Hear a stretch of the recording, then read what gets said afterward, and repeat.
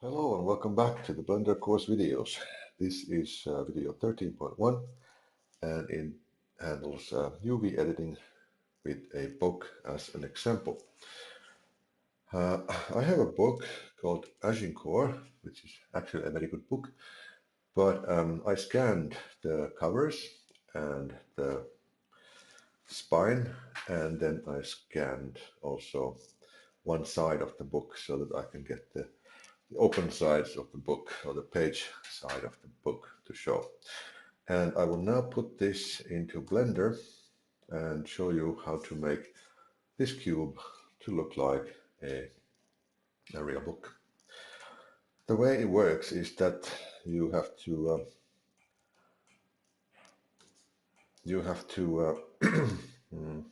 first size the uh, cube so that it is the same size as the actual book.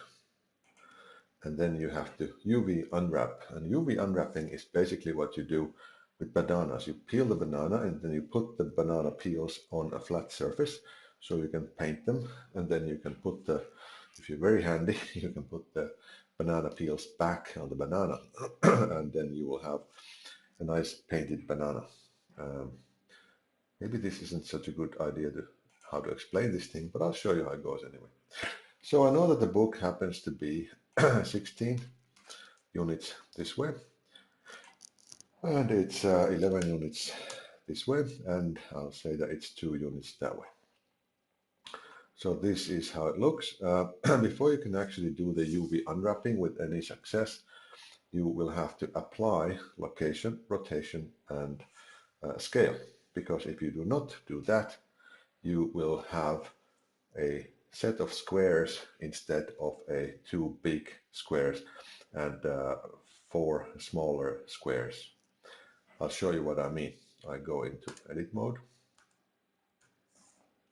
and I UV unwrap this with the basic settings. I go into UV editing and I can see that all of my faces are the same size because in a cube they were the same size. So I need to go here back here, and then I say Control A and apply location, rotation, and scale. I just say all transforms. And when I do this again now with the UV Smart Unwrap project, I get my parts.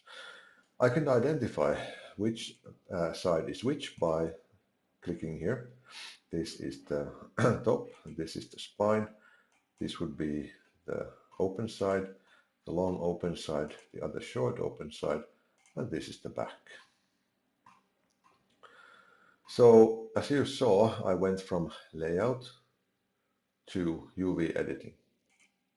And while I am here in the UV editing, I can say open and go to wherever I had uh, my Agincourt UV PNG, and I will now open it. As you can see, this is a square PNG image, which is transparent because it has no parts, or it has no visible parts here. It doesn't actually matter whether it's transparent or not, because what happens is that you take a face, you go in here into the UV edit mode, select everything, and then just grab the face, place it on the image, and scale. You can go closer by using the scroll wheel. You can just go like, place that corner there, and then scale on the X direction until you have it nicely in place. If you want to, you can actually click on any of these single vertices here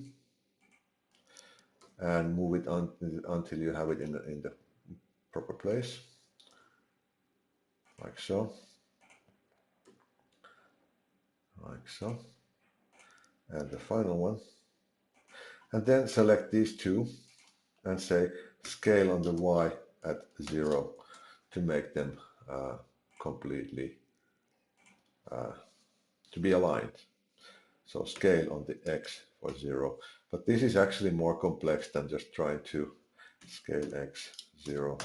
This is more complex than just scaling until you have the vertices in place. So scale x0. This is my top of the page, of the book. I will then take the bottom, and here the same thing. Just click A and G, move, scale until you have it in the right size that way, and scale on the Y direction, which is the up and down direction, and then G on the Y direction until it is properly placed. Just scroll in and see, scale on the Y a little more, grab on the Y a little more, and scale on the X just a tad. Okay, so this is the top and the bottom, and then the spine of the book is here, and grab it. It's almost the right size. Scale on the Y direction, and grab on the Y direction. And what remains is this page here, or this area here. Oh, here's a good one. I have to rotate it, but you don't have to say which axis you can rotate it on, because we are now dealing in two-dimensional worlds. So rotate 90 degrees will do it nicely. And place it here. And scale on the X until it's in the right size. Grab on the X. That's close enough. Then this one is here. Rotate 90. Grab and move it here. Scale on the X. And grab and place. Scale on the X again. And the last one is here. Select, grab, rotate 90 degrees, scale on the X. I think it looks nice. Scale on the Y just a little more. Okay, so I have all of those now placed. What I don't have is a material that would actually connect these two together. So to do that, I go to my shading workspace, and in my shading you can see that I have a material because I went into the UV. I have a material output node, and I have principal BSDF node here. So for this I need a texture, an image texture node.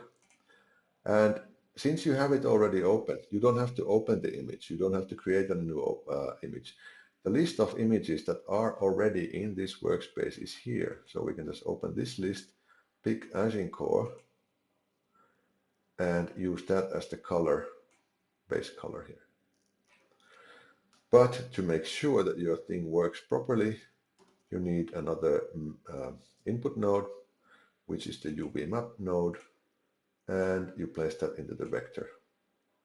And now you can see that it looks nice. If you want to see how it looks in shaded mode, you can just turn on the shading, and it looks pretty good. The only thing is that this spine is the wrong way around. So it's easy to fix by going into UV editing and selecting the spine, and then R180 degrees, and you can turn on shading even here. Oops, I actually had it I had it the wrong way around. This was the one that I was actually doing.